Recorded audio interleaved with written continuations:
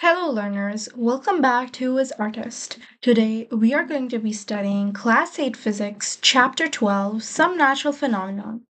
This is part 2 for this chapter because we have already covered the first concept that was lightning in the previous part. So you can go check that video out. The link to the same is in the description along with other Class 8 Physics videos. So starting off, in this video, we will be exploring the topic earthquakes. We will be answering a few questions like what is earthquake, what causes it, and how can we measure its magnitude, along with some safety measures. So, what exactly is an earthquake? A simple textbook definition could be an earthquake is a sudden shaking or trembling, or you can say vibration of the earth, which lasts for a very short time. And by the earth over here, we mean the surface of the earth where we are living. It is caused by the disturbance deep inside the Earth's crust. We will understand the cause more effectively ahead. Earthquake in itself is a natural calamity or a natural disaster, but it can also cause other natural calamities like tsunamis and floods, that is, if it takes place underwater, and if it takes place near a mountain, especially during rainy season, it can even cause landslides. You have already studied about these natural disasters in your earlier classes, and this class also in geography. So now let's come on to the point of what causes an earthquake. We can infer from the definition that earthquakes are caused by some disturbances under the earth. This is the definition that we just saw. We all know that the earth is divided into layers, as you can see over here, and the topmost layer is called the crust. So these are the multiple layers of earth which we have already studied in geography. And the topmost layer, this is called the crust, and the below part is called the mantle. Now, this knowledge is important to understand what causes earthquake. So, we know that the crust is not one big piece of land, but it is fragmented, or we can say divided into pieces called tectonic plates.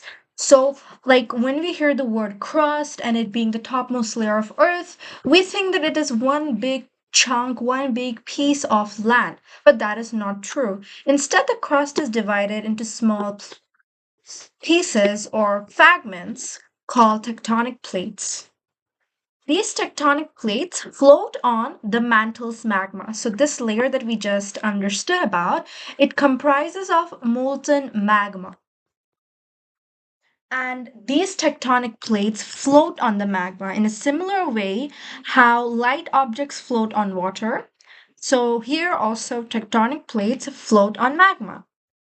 And this means that they are not still, they are not in one place. These tectonic plates are continuously moving in a continuous manner. So it's a random movement. And if they are moving, there is a high possibility that two different tectonic plates will encounter each other or meet each other.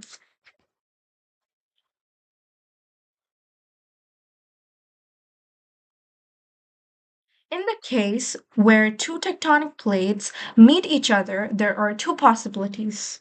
The first one is that they may brush past each other and therefore they don't have any effect, but in another case where they collide against each other, they do have a lot of effect on the surface of the earth. So colliding basically as given in your textbook, is that one tectonic plate comes underneath the other one. So this one is one tectonic plate and this is the other. So this one has come underneath the other tectonic plate. Same thing can be understood from this diagram as well. Now, when this collision occurs, it has effect on the surface. This effect may be sudden, like an earthquake, or slow, like the formation of fold mountains, as you have studied in geography. But over here, we will be focusing on how it affects earthquakes, or how it causes earthquakes.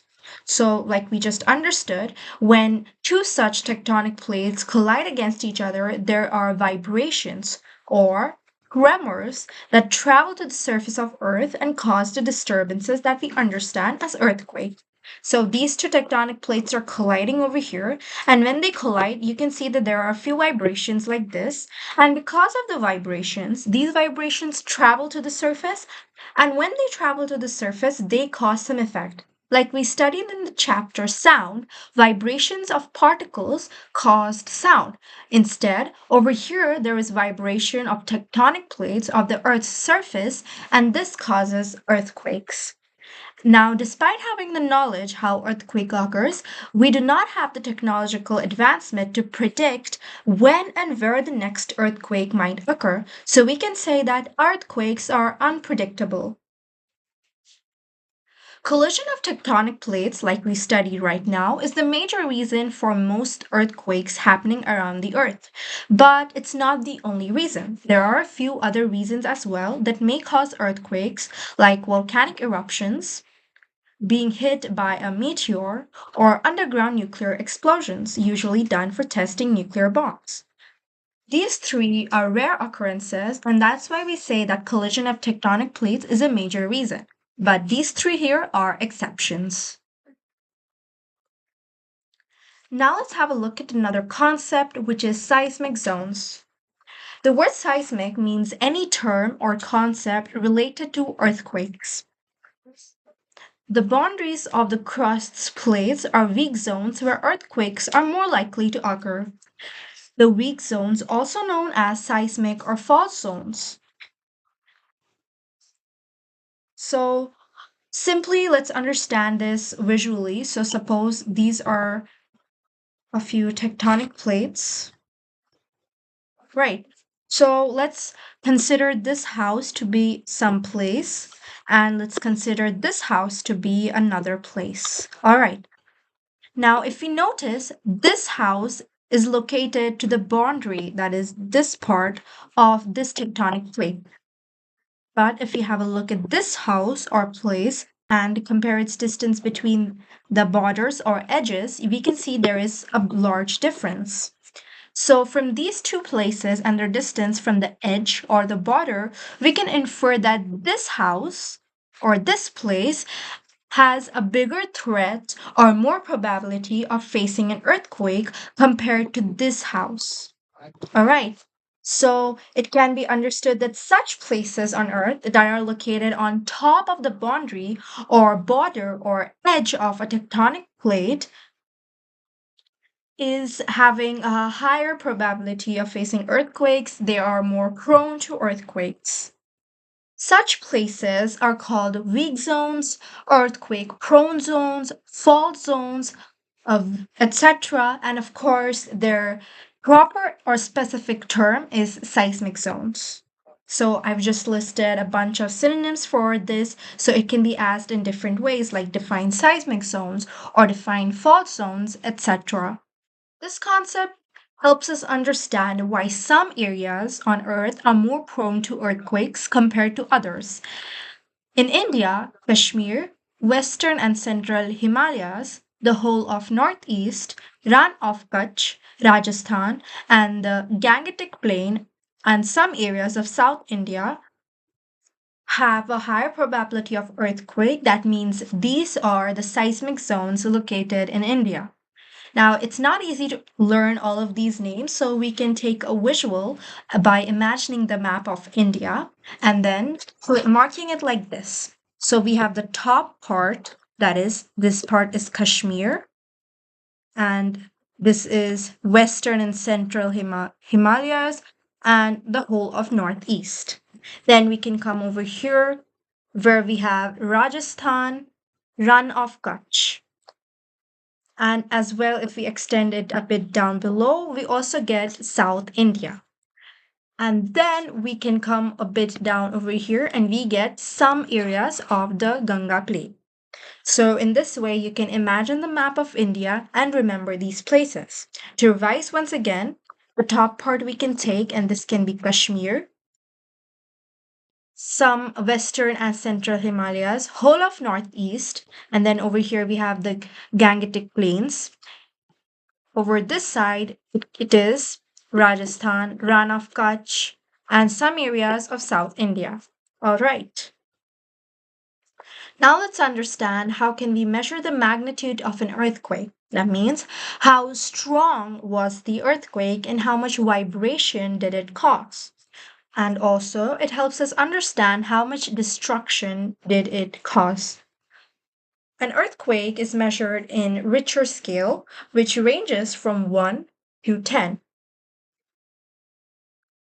When this measure is below 7, we can say that the earthquake was very small, it had very small vibrations, it was a minor earthquake, and it hardly had any effect on the surface and did not cause any disturbance or destruction.